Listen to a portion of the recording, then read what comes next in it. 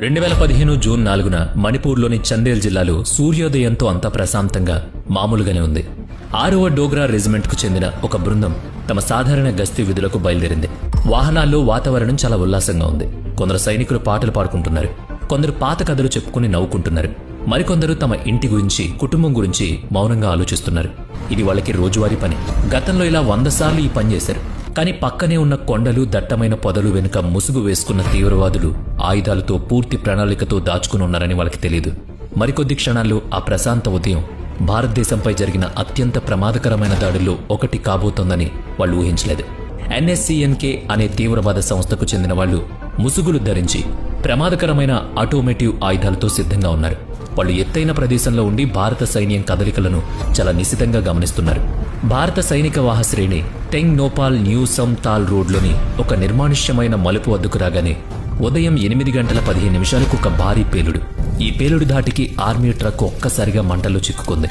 Truck వెనుక ఉన్న సైనికులు తేరుకునే లోపే NSCNK తీవ్రవాదులు అన్ని వైపుల నుంచి రాకెట్ లాంచర్లతో, తుపాకులతో విచక్షణారహితంగా కాల్పులు జరపడం మొదలుపెట్టారు. కాసేపటి క్రితం వరకు స్వర్గంలా ఉన్న ఆ ప్రాంతం ఇప్పుడు నల్లటి పొగ, ఆర్తనాదాలతో నరకంలా మారింది.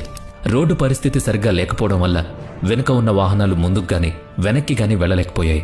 తీవ్రవాదులు కొండల ఎత్తును ఆసరాగా చేసుకుని సైనికులను ప్రమాదకరమైన స్థితిలో చుట్టుముట్టారు.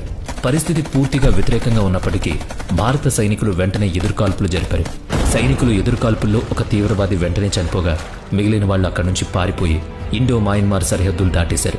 ఈ దారుణమైన దాడిలో 18 మంది భారత సైనికులు అమరులయ్యారు.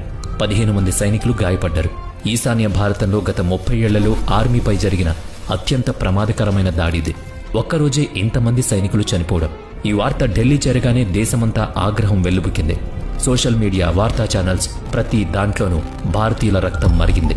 ఈ దాడితో భారతదేశం ఎంతలా రగిలిపోయిందంటే దీనికి ప్రతిస్పందనగా భారత్ తీసుకున్న నిర్ణయం దేశ పాత రక్షణ ధోరణిని పూర్తిగా మార్చేసింది. శత్రువు ఇంటిలోకి వెళ్లి వాళ్ళని అంతం చేసి తమ 18 మంది సైనికుల మరణానికి ప్రతీకారం తీర్చుకోవాలనేది భారత సైన్యం వ్యూహం. ఇదే ఆపరేషన్ హర్పర్క్యూట్ కథ. రాబోయే రోజుల్లో Uri surgical strike, Balakot air strike, operation Sindoor వంటి కఠిన ఆపరేషన్లకు ఇది పునాదిగా మారింది.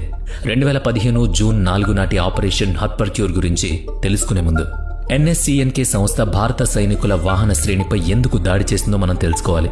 వాస్తవానికి భారతదేశ ఈశాన్య ప్రాంతం ఎప్పుడూ సున్నితమైన మరియు క్లిష్టమైన ప్రాంతమే. ఈ ప్రాంతం చైనా, బంగ్లాదేశ్, భూటాన్, మయన్మార్ వంటి దేశాలతో సరిహద్దును పంచుకుంటోంది.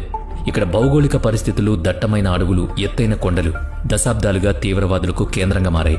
ఇక్కడ నాగా, మిజో, మైతి వంటి అనేక తెగలున్నాయి. వీళ్లలో చాలా సమూహాలు తమకు ప్రత్యేక అధికారం లేదా పూర్తి స్వాతంత్రం కావాలని చాలా కాలంగా డిమాండ్ చేస్తున్నారు. ఈ డిమాండ్లతో ఈ సమూహాలు అసురక్షితంగా ఉన్న ఇండో మయన్మార్ సరిహద్దులను దాటి భారత సరిహద్దుల్లో గెరిల్లా దాడులు చేసి తిరిగి మయన్మార్లో దాక్కుంటారు. అక్కడ భారత దళాలు సులభంగా వెళ్లలేవు. ఇండో మయన్మార్ సరిహద్దు 1643 కిలోమీటర్లు ఉంటుంది. ఫ్రీ మూవ్మెంట్ ఒప్పందం ప్రకారం స్థానికులు వీసా లేకుండా 16 కిలోమీటర్ల వరకు రావడానికి అనుమతి ఉంది. ఈ సమూహాలకు ఆయుధాలు, శిక్షణ రూపంలో విదేశీ సహాయం కూడా అందుతోంది. ఈ సమూహాల్లో ఒకటి national socialist council of Nagaland. దీన్నే NSCN అంటారు. ఇది 1980లో మొదలైంది. ఐజాక్ చిషి, ట్వింగలిన్ ముయివా మరియు SS కాంప్లాంగ్ కలిసి దీన్ని స్థాపించారు. నాగా ప్రజల కోసం ప్రత్యేక స్వాతంత్ర నాగాలిం ఏర్పాటు చేయడం వీళ్ల లక్ష్యం. ఇందులో మణిపూర్, అస్సాం, అరుణాచల్ ప్రదేశ్, మయన్మార్లోని కొన్ని ప్రాంతాలను కలపాలని వీళ్లు కోరుకుంటున్నారు. కానీ 1988లో అంతర్గత గొడవల వల్ల NSCN రెండుగా విడిపోయింది. ఐజాక్ చిషి, మయువా నాయకత్వంలో NSCNIM ఏర్పడింది. SS కాంప్లాంగ్ నాయకత్వంలో NSCNK ఏర్పడింది. కాంప్లాంగ్ వర్గం ఎక్కువగా మయన్మార్ నుంచి పనిచేసేది. ఎందుకంటే SS కాంప్లాంగ్ స్వయంగా మయన్మార్లోని హెమీ నాగా తెగకు చెందినవాడు. NSCNKలో మయన్మార్ వాళ్లతో పాటు భారతీయ తీవ్రవాదులు కూడా ఉండేవారు. వీళ్లు భారతీయ భూభాగంలోని నాగా ప్రజలను రెచ్చగొట్టి ఉగ్రవాదాన్ని పెంచేవారు. అదే సమయంలో సరిహద్దు గ్రామాల ప్రజలను దోచుకునేవారు. వీరి అరాచకాలతో ప్రజలు భయపడిపోయారు. చాలా ఏళ్లుగా NSCNK భారత సైన్యంపై దాడులు చేసింది. దానికి ప్రతిగా భారత సైన్యం కూడా సరిహద్దుల్లో ఉంటూనే చాలా మంది తీవ్రవాదులను మట్టుబెట్టింది. కానీ 2001లో ఒక పెద్ద మార్పు వచ్చింది. NSCNK భారత ప్రభుత్వంతో కాల్పుల విరమణ ఒప్పందం చేసుకుంది. హింసను ఆపి చర్చలు జరపడమే దీని ఉద్దేశం. అంతకుముందే 1997లో NSCNIM ప్రభుత్వంతో ఒప్పందం చేసుకుని చర్చలు జరుపుతోంది. కానీ NSCNKతో చర్చలు ఒక కొలిక్కి రాలేదు. ప్రభుత్వం కేవలం NSCNIMతో మాత్రమే దృష్టి పెడుతోందని కాంప్లాంగ్ భావించాడు. దాదాపుగా 14 ఏళ్లు ఈ శాంతి ఒప్పందం సాగింది. కానీ 2015 మార్చిలో ఎస్ఎస్ కాప్లాంగ్ ఈ ఒప్పందాన్ని రద్దు చేసుకున్నాడు.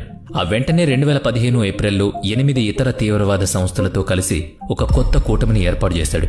దీని పేరు United national liberation front of western south east Asia. దీనికి ఎస్ఎన్ కాంప్లాంగ్ చైర్మన్ గా ఉన్నాడు. వీరికి మయన్మార్లో దాదాపుగా 60 శిక్షణా శిబిరాలుండేవి. అక్కడే వీరు ప్రణాళికలు వేసేవాళ్లు. 2015 మే నెలలో ఈ కొత్త కూటమి ద్వారా నాగాలాండ్, అరుణాచల్ ప్రదేశ్లలో భారత సైన్యంపై దాడులు చేశారు. ఈ 2 దాడుల్లో మొత్తం 11 మంది భారత సైనికులు అమరులయ్యారు. కానీ ఎస్ఎన్సీఎన్కే అక్కడితో ఆగలేదు. 2015 జూన్ 4న మణిపూర్లోని చందేల్లో 6వ డోగ్రా రెజిమెంట్పై దాడి చేసి 18 మంది సైనికులను పొట్టనబెట్టుకుంది. గత 3 దశాబ్దాల్లో ఈశాన్య భారతంలో సైన్యంపై జరిగిన అతిపెద్ద, అత్యంత ప్రమాదకరమైన దాడిది. 3 నెలల్లో జరిగిన ఈ వరుస దాడులతో భారత సహనం నశించింది. పరిస్థితి తీవ్రతను గమనించి ప్రధానమంత్రి నరేంద్ర మోదీ వెంటనే అత్యవసర ఉన్నత స్థాయి సమావేశం ఏర్పాటు చేశారు. ఇందులో రక్షణ మంత్రి మనోహర్ పారికర్, హోంమంత్రి రాజ్నాథ్ సింగ్, జాతీయ భద్రతా సలహాదారు Ajit Doval, army chief general Dalbir Singh Suhag కూడా ఉన్నారు. నిఘా సంస్థలు సమర్పించిన నివేదికలో ఈ దాడి వెనుక ఎన్ఎస్సీఏకే మరియు దాని మిత్రపక్షాలున్నాయని స్పష్టంగా తేలింది. వీరి శిక్షణా శిబిరాలు మయన్మార్లో ఉన్నాయని, చందేల్ దాడిలో వాడిన ఆయుధాలు చైనా నుంచి వచ్చాయని తెలిసింది. వీరికి విదేశీ మద్దతు గట్టిగా ఉందని అర్థమైంది. భారత్ వెంటనే సైనిక చర్యలు చేపట్టాలని అనుకుంది. కానీ దశాబ్దాలుగా పాటిస్తున్న వ్యూహాత్మక సంయమనం విధానం దీనికి అడ్డుగా నిలిచింది. అంతర్జాతీయ ఒత్తిడి వల్ల సరిహద్దు దాటి సైనిక చర్యలు చేయడానికి భారత్ ఇన్నాళ్లు వెనుకడుగు వేసేది. భారత్ మౌనాన్ని తీవ్రవాదులు బలహీనంగా చూస్తున్నారని ఈ సమావేశం చర్చించారు. దాడి చేసి సరిహద్దు దాటేస్తే భారత సైన్యం తమను ఏం చేయలేదని తీవ్రవాదులు నమ్ముకున్నారు. ఈ అపోహను తొలగించడానికి కుట్రదారులు అర్థం చేసుకునే భాషలోనే సమాధానం చెప్పాలని భారత్ నిర్ణయించుకుంది. మయన్మార్లోని తీవ్రవాద శిబిరాలపై సుఖోయ్ MiG-21 యుద్ధ విమానాలతో బాంబులు వేసి ధ్వంసం చేయాలనేది మొదటి ప్రణాళిక. కానీ సరిహద్దులోని ఆ ప్రాంతాల్లో తీవ్రవాదులు దాక్కున్న చోట పౌరులు కూడా ఉండడంతో వైమానిక దాడులు చేస్తే దానికి ప్రమాదం ఉంటుందని భావించారు. అందుకే చాలా ఆలోచించిన తర్వాత జూన్ 7న భారత ప్రభుత్వం సర్జికల్ స్ట్రైక్ను అనుమతించింది. దీనికి ఆపరేషన్ హాట్ పర్క్యూట్ అని పేరు పెట్టారు. ఈ మిషన్ పూర్తి చేయడానికి ఎటువంటి క్లిష్ట పరిస్థితినైనా ఎదుర్కొని శత్రువుల స్థావరంలోకి చొరబడి వాళ్ళని అంతం చేయగలిగే సైనికులు కావాలి. ఈ కఠినమైన పని కోసం భారత సైన్యంలోని అత్యంత ప్రమాదకరమైన ఎలైట్ యూనిట్ అయిన 21 పారా స్పెషల్ ఫోర్స్ను ఎంపిక చేశారు. 21 పారా ఎస్ఎఫ్ను అడవిలో యుద్ధం చేయడంలో మరియు రహస్య ఆపరేషన్లలో నిపుణులుగా పరిగణిస్తారు. గత 20 ఏళ్లుగా ఈ యూనిట్ ఈశాన్య భారతదేశంలో ఉంది. తీవ్రవాద ప్రభావిత ప్రాంతాల్లో పనిచేసిన అనుభవం వీళ్లకుంది. ఈస్టర్న్ కమాండ్కు ఇది క్విక్ రెస్పాన్స్ ఫోర్స్గా పనిచేస్తుంది. ఈ బెటాలియన్కు ఉన్న అతిపెద్ద బలం వారి లోకల్ నెట్వర్క్ మరియు ఇన్ఫార్మర్స్. ఇందులో పనిచేసే చాలా మంది అధికారులు మరియు సైనికులు ఈశాన్య భారతదేశానికి చెందినవారే కాబట్టి వారికి అక్కడ భాష, సంస్కృతి మరియు భౌగోళిక పరిస్థితులపై మంచి పట్టుంది. ఈ యూనిట్ చిహ్నం వాగ్నగ్. ఇది మరాఠా వీరుడు ఛత్రపతి శివాజీ మహారాజ్కు ఇష్టమైన ఆయుధం. ఇది భారతదేశ ఘనమైన చరిత్రకు ప్రతీక. ఈ ఆపరేషన్ కోసం 21 పారా ఎస్ఎఫ్ నుంచి అత్యుత్తమ శిక్షణ పొందిన 71 మంది కమాండోలను ఎంపిక చేశారు. వీరికి నాయకత్వం వహించే బాధ్యతను మిషన్ కమాండర్ లెఫ్టినెంట్ కల్నల్ నెబాటా సంజయన్ బామ్కు అప్పగించారు. ఆయన గుర్తింపును దాచిపెట్టడానికి ఆస్కర్ డెల్టా అని కోడ్నిచ్చారు. ఈ ఆపరేషన్ ఎంత సీరియస్గా ఉందంటే ఆపరేషన్లోని దక్షిణ సూడాన్లో ఐక్యరాజ్య సమితి శాంతి పరిరక్షణ కమిషన్కు వెళ్లడానికి ఢిల్లీ విమానాశ్రయంలో సిద్ధంగా ఉన్న కొందరు అత్యంత నైపుణ్యం కలిగిన సైనికులను కూడా వెనక్కి పిలిపించారు. అలా కనురెప్పపాటులో శత్రువులను అంతం చేయగల 70 మంది అద్భుతమైన కమాండోల బృందం సిద్ధమైంది. ఇప్పుడు సర్జికల్ స్ట్రైక్ కోసం పక్కా ప్రణాళిక అవసరమైంది. దాడి సమయంలో శత్రువులను మోసం చేసే వ్యూహాన్ని వాడాలని నిర్ణయించుకున్నారు. ఆపరేషన్ సమయంలో తమ గుర్తింపు తెలియకుండా ఉండేందుకు కమాండోలు స్పెషల్ ఫోర్సెస్ యూనిఫామ్కు బదులుగా అక్కడ సరిహద్దులో గస్తీ కాసే 12 బిహారీ బెటాలియన్ సాధారణ యూనిఫామ్ను ధరించారు. ఎవరైనా వారిని సరిహద్దు దగ్గర చూసినా సాధారణ సైనికులు అని అనుకోవాలన్నది వాళ్ళ ఉద్దేశం. కమాండోలకు అత్యాధునిక assault rifles, grenade launchers, night vision goggles, GPS మరియు హై సెక్యూరిటీ కమ్యూనికేషన్ సెట్లిచ్చారు. దాడి చేసిన తీవ్రవాదులను చంపడమే కాకుండా వారి స్థావరాల్ని పూర్తిగా ధ్వంసం చేయడం వీళ్ళ ఉద్దేశం. ఈలోగా భారత సైన్యానికి చెందిన సీక్రెట్ వింగ్ అప్పటికే తీవ్రవాదుల ఖచ్చితమైన జీపీఎస్ లొకేషన్లను పగలు రాత్రి తేడా లేకుండా సేకరించింది. సమాచారం సేకరణ కోసం అనేక మార్గాలు ఎంచుకున్నారు.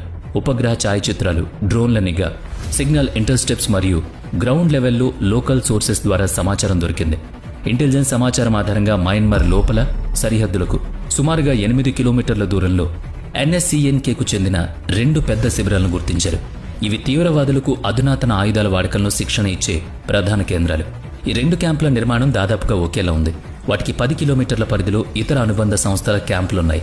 దగ్గరలోనే పౌరులు కూడా నివసిస్తున్నారు కాబట్టి శత్రువుల నుంచి వచ్చే ఏ ప్రమాదానికైనా భయపడాలి, కానీ పౌరులకు ఎటువంటి హాని కలగకూడదని కమాండోలకు స్పష్టమైన ఆదేశం ఉంది. 2015 జూన్ 7న యాక్షన్ మొదలైంది. 21 పారాఎస్ఎఫ్కు చెందిన 70 మంది కమాండోలు తమ గుర్తింపును దాచి సాధారణ ఆర్మీ ట్రక్లో ఇండో మయన్మార్ సరిహద్దుకు బయలుదేరారు. సరిహద్దుకు కొన్ని కిలోమీటర్ల దూరంలో నిర్ణయించిన స్టేజింగ్ లొకేషన్